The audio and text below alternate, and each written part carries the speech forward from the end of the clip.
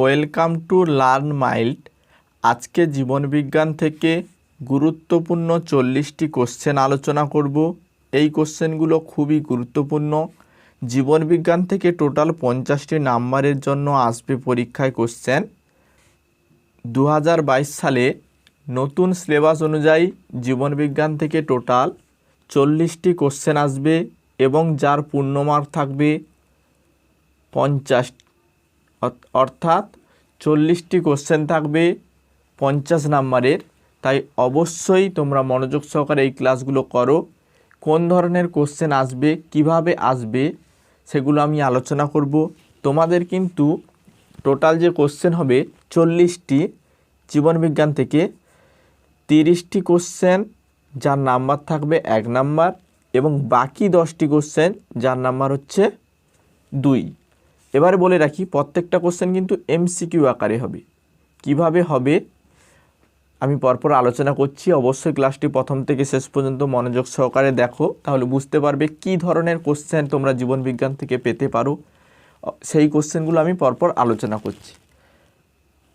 জীবনবিজ্ঞান থেকে আজকে প্রথম কোশ্চেন, কোনটি মানুষের রক্তে লোহিত কণিকাকে আক্রমণ করে? এই 4টি অপশানের মধ্যে লোহিত রক্তকণিকাকে আক্রমণ করে প্লাজমোডিয়াম। সঠিক অ্যান্সার হবে প্লাজমোডিয়াম মানুষের রক্তে লোহিত রক্তকণিকাকে আক্রমণ করে। এরপরে নেক্সট কোশ্চেন, সালোক সংশ্লেষে সক্ষম প্রাণী কোনটি? সালোক সংশ্লেষে সক্ষম প্রাণী ইউগ্লিনা। এটা ইউগ্লিনা হবে। ইউগ্লিনা হচ্ছে সালোক সংশ্লেষে সক্ষম একটি প্রাণী। এরপরের কোশ্চেন, পাচিত খাদ্যের বিশ্লেষণ কোথায় ঘটে? পাচিত খাদ্যের বিশ্লেষণ ঘটে ক্ষুদ্রান্তে। সঠিক অ্যান্সার ক্ষুদ্রান্তে। ক্ষুদ্রান্তে পাচিত খাদ্যের বিশ্লেষণ ঘটে। এরপরে নেক্সট কোশ্চেন, শ্বসন কী ধরনের বিপাক? শ্বসন হচ্ছে একটি অপচিতি বিপাক। অপচিতি বিপাক হচ্ছে শ্বসন। এই কোশ্চেনটা এইভাবেও আসতে পারে, একটি অপচিতি বিপাকের উদাহরণ দাও, সেটি হচ্ছে শ্বসন হবে তাহলে সঠিক অ্যান্সার। খুবই গুরুত্বপূর্ণ, এই কোশ্চেনটা খাতায় নোট করো তোমরা। এরপরের কোশ্চেন, প্রশ্বাস বায়ুতে কত পরিমাণ অক্সিজেন থাকে? যেটা আমরা প্রশ্বাস, অর্থাৎ যেটা আমরা গ্রহণ করি সেটাকে আমরা প্রশ্বাস বলি, এবং যেটাকে ত্যাগ করি সেটাকে বলি নিঃশ্বাস। প্রশ্বাস বায়ুতে যে পরিমাণ অক্সিজেন থাকে সেটি হচ্ছে 20.94%। সঠিক অ্যান্সার 20.94% প্রশ্বাস বায়ুতে অক্সিজেনের পরিমাণ। এরপরে নেক্সট কোশ্চেন, মানুষের প্রতিটি বৃক্কে নেফ্রনের সংখ্যা কত? 10 লক্ষ। প্রতিটি বৃক্কে নেফ্রনের সংখ্যা মানুষের হচ্ছে 10 লক্ষ। এরপরের কোশ্চেন, নিম্নলিখিত কোনটি মানুষের ক্ষেত্রে প্রযোজ্য নয়? এই 4টে অপশানের মধ্যে যে অপশানটা তোমরা হচ্ছে এখানে ভুল আছে, নয় বলেছে। দেখো, নিম্নলিখিত অপশানগুলোর মধ্যে কোনটি মানুষের ক্ষেত্রে প্রযোজ্য নয়? সেটি হচ্ছে সহভোজী। মানুষ কিন্তু সহভোজী নয়, মানুষ পরভোজী। প্রথম অপশানেই পেয়ে গেছি, তাই সঠিক অ্যান্সার হবে অপশান এ, সহভোজী। এরপরের কোশ্চেন, প্রস্তর কোষ আসলে কি? প্রস্তর কোষ আসলে কি? সঠিক অ্যান্সার হবে স্লেরেনকাইমার কোষ। স্লেরেনকাইমার কোষ হচ্ছে একটি প্রস্তর কোষ। এর পরের কোশ্চেন, অগ্নাশয় কোন ধরনের আবরণী কলা দ্বারা গঠিত? অগ্নাশয় গ্রন্থিময় আবরণী কলা দ্বারা গঠিত। অপশান সি হবে সঠিক অ্যান্সার। অগ্নাশয় একটি গ্রন্থিময় আবরণী কলা দ্বারা গঠিত। এর পরের কোশ্চেন 10 নম্বর কোশ্চেন, বাস্তুতন্ত্রের অন্তর্গত কোন স্থানের উদ্ভিদ গোষ্ঠীকে কি বলা হয়? বাস্তুতন্ত্রের অন্তর্গত কোন স্থানের উদ্ভিদ গোষ্ঠীকে বলা হয় ফ্লোরা। সেই সঙ্গে তোমরা মনে রাখো, বাস্তুতন্ত্রের অন্তর্গত কোন স্থানের প্রাণী গোষ্ঠীকে, এই কোশ্চেনটা ঘুরিয়ে দেয়, এখানে যদি প্রাণী দিয়ে দেয়, প্রাণী গোষ্ঠীকে বলা হয় ফনা। ফনা এবং উদ্ভিদ গোষ্ঠীকে বলা হয় ফ্লোরা। তাহলে 10 নম্বর কোশ্চেনের সঠিক অ্যান্সার হবে বাস্তুতন্ত্রের অন্তর্গত কোন স্থানের উদ্ভিদ গোষ্ঠীকে বলা হয় ফ্লোরা। এর পরের কোশ্চেন 11 নম্বর কোশ্চেন, নিচের কোনটি ডিনাইট্রিফাইং ব্যাকটেরিয়া? থায়োব্যাসিলাস। থায়োব্যাসিলাস একটি ডিনাইট্রিফাইং ব্যাকটেরিয়া। ডিনাইট্রিফাইং ব্যাকটেরিয়ার উদাহরণ হচ্ছে থায়োবাসিলাস। এরপরের কোশ্চেন 12 নম্বর কোশ্চেন, উদ্ভিদের কোন শারীরবৃত্তীয় পদ্ধতিকে প্রয়োজনীয় ক্ষতিকারক পদ্ধতি বলা হয়? খুবই গুরুত্বপূর্ণ কোশ্চেন এটা। উদ্ভিদের যে শারীরবৃত্তীয় পদ্ধতি প্রয়োজনীয় ক্ষতিকারক পদ্ধতি সেটা হচ্ছে বাষ্পমোচন। অপশান সি হবে সঠিক অ্যান্সার, বাষ্পমোচন। এরপরের কোশ্চেন, কোন জাতীয় খাদ্যের তাপন মূল্য সবচেয়ে বেশি? কোন জাতীয় খাদ্যের তাপন মূল্য সবচেয়ে বেশি? সঠিক অ্যান্সার হবে ফ্যাট। 1 গ্রাম ফ্যাট দহনে ক্যালোরি আমরা যে পাই সেটা হচ্ছে 9.1 কিলো ক্যালোরি পাই। কোন জাতীয় খাদ্যের তাপন মূল্য সবচেয়ে বেশি? সঠিক অ্যান্সার ফ্যাট। তোমরা যারা প্রথম ক্লাস করছো তোমরা কিন্তু কন্টিনিউ এই ক্লাসগুলো করো। এই ক্লাসগুলো যদি তোমরা কন্টিনিউ করো, জীবনবিজ্ঞান থেকে 2022 সালে যে নতুন এন্ট্রান্স এক্সামে নতুন সিলেবাস অনুযায়ী যে কোশ্চেন হবে 50-এর কিন্তু 50 নাম্বার তোমরা ক্যারি করতে পারবে যদি কন্টিনিউ ক্লাসগুলো করো। এবং সিলেবাস ভিত্তিক ক্লাসগুলো করছি, সেই ক্লাসগুলো অবশ্যই দেখবে। তোমরা যদি কন্টিনিউ এই ক্লাসগুলো পেতে চাও অবশ্যই বন্ধুদের সঙ্গে শেয়ার করবে, লাইক করবে, নতুন হয়ে থাকলে সাবস্ক্রাইব করবে, তাহলে কিন্তু কন্টিনিউ এই ক্লাসগুলো করব। এর পরের কোশ্চেন 14 নম্বর কোশ্চেন, অ্যাডামস অ্যাপেল কোন অঙ্গে দেখা যায়? অ্যাডামস অ্যাপেল যে অঙ্গে দেখা যায় সেটা হচ্ছে স্বরযন্ত্র। মানুষের গলার স্বরযন্ত্রে অ্যাডামস অ্যাপেল দেখা যায়। এর পরের কোশ্চেন, কোনটি শৈবাল এবং ছত্রাকের সমন্বয়ে গঠিত? শৈবাল এবং ছত্রাকের সমন্বয়ে গঠিত লাইকেন। লাইকেন কিন্তু শৈবাল এবং ছত্রাকের সমন্বয়ে গঠিত। 16 নম্বর কোশ্চেন, কোন ধরনের পুষ্টিতে সহবক্তা ও ব্যতিহারী লক্ষ্য করা যায়? সহবক্তা এবং ব্যতিহারী লক্ষ্য করা যায় মিথজীবীর পুষ্টির। মিথজীবীর পুষ্টির সহবক্তা এবং ব্যতিহারী লক্ষণ করা যায়। এরপরের কোশ্চেন 17 নম্বর কোশ্চেন, এই কোশ্চেনটি খুবই গুরুত্বপূর্ণ। অ্যান্টিসেরেলিটি বা বান্ধত্ব প্রতিরোধী ভিটামিন কোনটি? সঠিক অ্যান্সার হবে ভিটামিন ই। ভিটামিন ই বান্ধত্ব রোগ প্রতিরোধ করে। ভিটামিন ই কোন কোন খাবারে পাওয়া যায় তোমরা অবশ্যই কমেন্ট করবে। এইটা তোমাদের হোমওয়ার্ক থাকলো, অবশ্যই তোমরা কমেন্ট করো। ভিটামিন ই কোন কোন খাদ্যে পাওয়া যায় তোমাদের হোমওয়ার্ক অবশ্যই খাতায় নোট করো এবং তোমরা কমেন্ট করতে থাকবে যারা জানো উত্তরটা, না হলে আমি কমেন্টে পিন করে দেবো। 18 নম্বর কোশ্চেন, কোন প্রাণীর রক্তে লোহিত কণিকা নেই? কোন প্রাণীর রক্তে লোহিত কণিকা নেই? খুবই গুরুত্বপূর্ণ কোশ্চেন এটা। যে প্রাণীর রক্তে লোহিত রক্তকণিকা নেই সেটি হচ্ছে কেঁচো। কেঁচোর রক্তে কিন্তু লোহিত রক্তকণিকা নেই। 19 নম্বর কোশ্চেন, সালোক সংশ্লেষ প্রক্রিয়ায় 1 গ্রাম অনুগ্লুকোজে কত পরিমাণ স্থিতিশক্তি রূপে আবদ্ধ থাকে? সঠিক অ্যান্সার হবে 686 কিলো ক্যালোরি। 686 কিলো ক্যালোরি সালোক সংশ্লেষ প্রক্রিয়ায় 1 গ্রাম অনুগ্লুকোজে এই শক্তিটি স্থিতিশক্তি রূপে আবদ্ধ থাকে। 20 নম্বর কোশ্চেন, অর্নিথিন চক্র কোথায় সংগঠিত হয়? খুবই গুরুত্বপূর্ণ কোশ্চেন, খাতায় নোট করো। অর্নিথিন চক্র সংগঠিত হয় যকৃতে। যকৃতে অর্নিথিন চক্র সংগঠিত হয়। যাদের ক্লাসের যে কোশ্চেন আলোচনা করছি তোমাদের মনে থাকছে না, তোমরা প্লেলিস্ট চেক করো, পরপর ক্লাসগুলো আমি দিয়ে দিচ্ছি, ওখান থেকে ক্লাসগুলো অবশ্যই রিভাইজ করে রাখবে। প্রত্যেকটা কোশ্চেন যে আলোচনা করছি গুরুত্বপূর্ণ, একবার দেখলে হয়তো মনে থাকবে না, তোমরা পরপর একই ক্লাস বারবার করতে পারো, তাই প্লেলিস্টে আমি পরপর সাজিয়ে দিচ্ছি, তোমরা ওখান থেকে ক্লাসগুলো দেখে নেবে। নিচের কোনটি দ্বি শর্করার উদাহরণ? এই 4টে অপশানের মধ্যে দ্বি শর্করার উদাহরণ হচ্ছে ল্যাকটোজ। ল্যাকটোজ একটি দ্বি শর্করার উদাহরণ। বাষ্পমোচন হার কোন যন্ত্রের সাহায্যে পরিমাপ করা হয়? বাষ্পমোচনের হার যে যন্ত্রের সাহায্যে পরিমাপ করা হয় সেটি হচ্ছে প্রোটোমিটার। প্রোটোমিটারের সাহায্যে বাষ্পমোচনের হার পরিমাপ করা হয়। এরপরের কোশ্চেন, ও শ্রেণীর রক্তে এখানে কিন্তু 4টে অপশান তোমাকে পড়তেই হবে।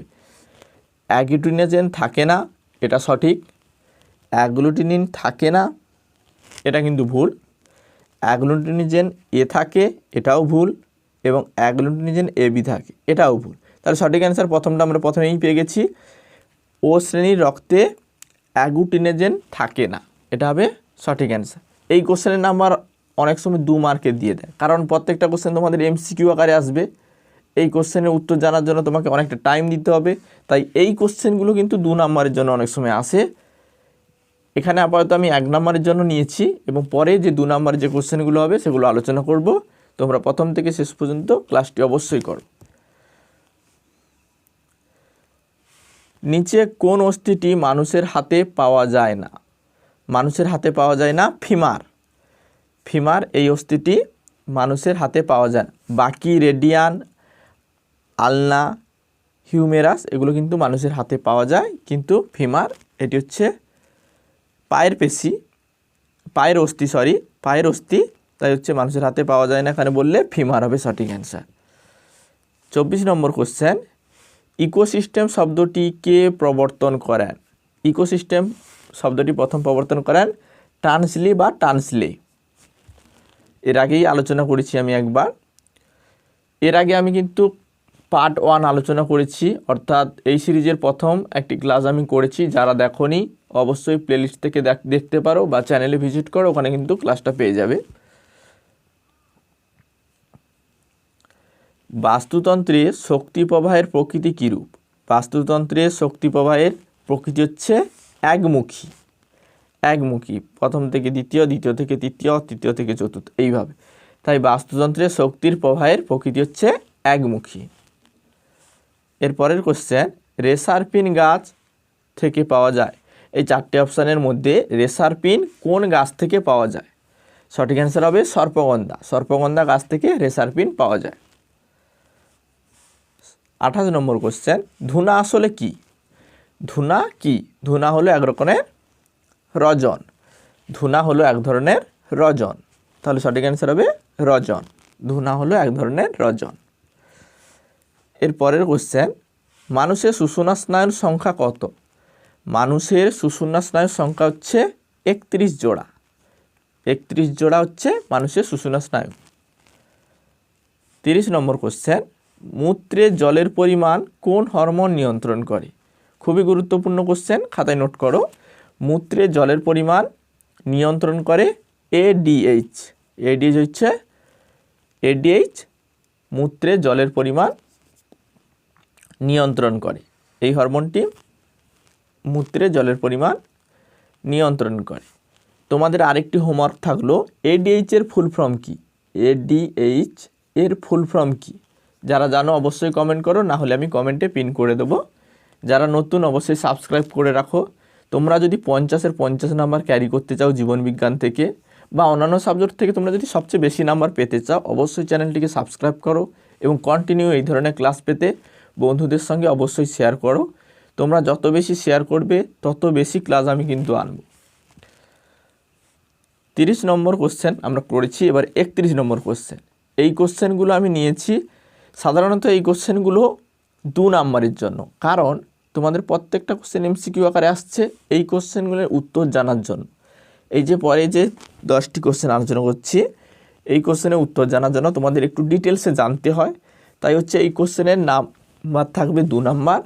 তোমরা অবশ্যই যারা পারবে কিছু কিছু কোশ্চেন তোমরা কিন্তু কমেন্ট অনেক সময় করতে পারো। 31 নম্বর কোশ্চেন, ব্ল্যাকফুট রোগ কোন দূষণের জন্য হয়?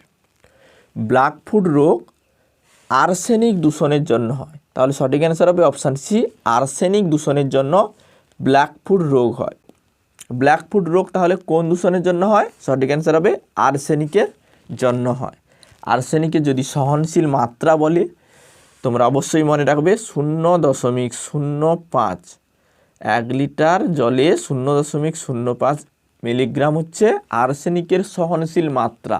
মানে মানুষ এতটা পরিমাণ আর্সেনিক যদি জলে থাকে সহ্য করতে পারে, কিন্তু এর চেয়ে বেশি থাকলে সহ্য করতে পারে না, তখন ব্ল্যাকফুট রোগ বা আর্সেনিক ঘটিত যে রোগগুলো সেগুলো হয়। 32 নম্বর কোশ্চেন, রেডিওথেরাপি করা হয় কোন রোগের ক্ষেত্রে? রেডিওথেরাপি করা হয় ক্যান্সার রোগের ক্ষেত্রে। ক্যান্সার রোগের ক্ষেত্রে রেডিওথেরাপি করা হয়, কারণ হচ্ছে যেটাকে কেমো বলে, কেমো দেওয়া হয় না ক্যান্সার রোগের জন্য। যখন ক্যান্সার আক্রান্ত রোগী যখন ক্যান্সার ধরা পড়ে তখন কেমো দেওয়া হয়, সেটা হচ্ছে রেডিওথেরাপি করা হয় কোন রোগের ক্ষেত্রে? সঠিক অ্যান্সার হবে ক্যান্সার। এর পরের কোশ্চেন, সায়েন্স শব্দটির মূল উৎস কি? সায়েন্স এই শব্দটির মূল উৎস কি? ল্যাটিন শব্দ। ল্যাটিন শব্দ থেকে কিন্তু সায়েন্স শব্দটি এসছে।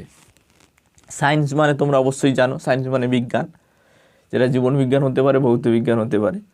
এখানে জীবন বিজ্ঞানের ক্ষেত্রে এই কোশ্চেনটা আছে, তাই হচ্ছে জীবন বিজ্ঞানের ক্ষেত্রে দিলাম, বা ভৌত বিজ্ঞান থেকে অনেক সময় দিয়ে দেয় যে সায়েন্স শব্দটির মূল উৎস কী, তখন বলবে ল্যাটিন। তাহলে সঠিক অ্যান্সার হবে অপশান এ, ল্যাটিন। 34 নম্বর কোশ্চেন, এন্টামিমা হিস্টোলাইটিকা জীবাণুটি কোন রোগ সৃষ্টি করে? এন্টামিমা হিস্টোলাইটিকা জীবাণুটি কোন রোগ সৃষ্টি করে? সঠিক অ্যান্সার হবে আমাশয়। এরপরের কোশ্চেন, বিএইচসি আসলে কি? বিএইচসি আসলে হচ্ছে কীটনাশক। বিএইচ এবং সি এর ফুল ফর্ম কি? তোমরা অবশ্যই জানলে কমেন্ট করো। বিএইচসি আসলে হচ্ছে একটি কীটনাশক। কোন ভিটামিন তাপে নষ্ট হয়ে যায়? কোন ভিটামিনটি তাপে নষ্ট হয়ে যায়? সঠিক অ্যান্সার হবে ভিটামিন সি। ভিটামিন সি তাপে নষ্ট হয়ে যায়। ভিটামিন সি এর অভাবে তাহলে কোন কোন রোগ হয় যদি বলে? ভিটামিন সি এর অভাবে স্কারভি রোগ হয়। এর আগে আমি বলেছিলাম, আলোচনা করেছিলাম। তাহলে কোন ভিটামিন তাপে নষ্ট হয়ে যায়? Vitamin C. ভিটামিন সি তাপে নষ্ট হয়ে যায়। আর সূর্যের তাপে কোন ভিটামিন সংগ্রহ করে মানুষ? সেটা হবে ভিটামিন ডি। তাহলে ভিটামিন সি এর অভাবে কোন রোগ হয় যদি বলে, তখন বলবে স্কারভি রোগ ভিটামিন সি এর অভাবে হয়। এরপরে 37 নম্বর কোশ্চেন, রক্তে আরবিসি এর পরিমাণ বেড়ে যাওয়াকে কি বলে? রক্তে যদি আরবিসি এর পরিমাণ বেড়ে যায় তাহলে তাকে কি বলবে? সঠিক অ্যান্সার হবে পলিসাইথেমিয়া। পলিসাইথেমিয়া বলা হয় যদি রক্তে আরবিসি পরিমাণ বেড়ে যায়। 38 নম্বর কোশ্চেন, মানব পুষ্টির চতুর্থ পর্যায় কোনটি? মানুষের পুষ্টির চতুর্থ পর্যায় হচ্ছে আত্তীকরণ। আত্তীকরণ হচ্ছে মানুষের পুষ্টির চতুর্থ পর্যায়। প্রথমে কি? প্রথমে হচ্ছে খাদ্য গ্রহণ, তারপরে কি? খাদ্যের পাচন, পাচিত খাদ্যের শোষণ, শোষিত খাদ্যের আত্তীকরণ। মনে রাখবে কিন্তু এইগুলো, অনেক সময় ঘুরিয়ে দেয় যদি বলে তৃতীয়টা কি, দ্বিতীয়টা কি। তাহলে যদি তোমরা সিরিয়ালটা মনে রাখো তাহলে কিন্তু বলে দিতে পারবে। প্রথমে খাদ্য গ্রহণ, তারপরে গৃহীত খাদ্যের পাচন, পাচিত খাদ্যের শোষণ, শোষিত খাদ্যের আত্তীকরণ। ওকে। 39 নম্বর কোশ্চেন, মেপালোব্লাস্ট অ্যানিমিয়া কোন ভিটামিনের অভাবে হয়? মেপালোব্লাস্ট অ্যানিমিয়া যে ভিটামিনের অভাবে হয় সেটি হচ্ছে ভিটামিন বি9। সঠিক অ্যান্সার হবে ভিটামিন বি9। 40 নম্বর কোশ্চেন, অর্থাৎ এই সিরিজের শেষ কোশ্চেন, হাইপারমেট্রিপিয়া বা দূরবন্ধ দৃষ্টি দূর করতে কোন লেন্স ব্যবহার করা হয়? সঠিক অ্যান্সার হবে উত্তর লেন্স। এখানে উত্তরটা উঠে গেছে, দিয়ে দিয়েছি যদিও ভুল করে টাইপ হয়ে গেছে। মানে দূরবন্ধ বা দূরের দৃষ্টি যারা দেখতে পায় না, এই কোশ্চেনটা এইভাবেও আসতে পারে, যারা দূরের দৃষ্টি দেখতে পায় না তাদের জন্য কোন লেন্স ব্যবহার করা হয়? সঠিক অ্যান্সার হবে উত্তর লেন্স। চশমাতে উত্তর লেন্স ব্যবহার করলে যারা দূরের দৃষ্টি দেখতে পায় না তারা কিন্তু দেখতে পায়। তাহলে দূরবন্ধ দৃষ্টি দূর করতে ব্যবহার করা হয় উত্তর লেন্স। সঠিক অ্যান্সার উত্তর লেন্স। এই ছিল জীবনবিজ্ঞান থেকে আজকে 40টি কোশ্চেন গুরুত্বপূর্ণ আলোচনা করলাম। টোটাল নাম্বার তোমাদের 50 নাম্বার থাকবে, তাই 50-এর 50 যদি তোমরা পেতে চাও কন্টিনিউ এই ক্লাসগুলো করো।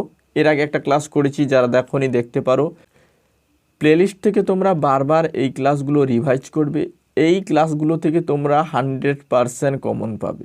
তাই ক্লাসগুলো অবশ্যই করো এবং চ্যাপ্টার ভিত্তিক যে ক্লাসগুলো হচ্ছে সেগুলোও করো। যারা চ্যানেলে নতুন সাবস্ক্রাইব করো, তোমরা বন্ধুদের সঙ্গে প্রচুর পরিমাণে শেয়ার করো। যত বেশি তোমরা লাইক, শেয়ার, সাবস্ক্রাইব করবে তত বেশি পরিমাণে আমরা কিন্তু ক্লাস আনব। তাই লাইক, শেয়ার এবং সাবস্ক্রাইব অবশ্যই করো।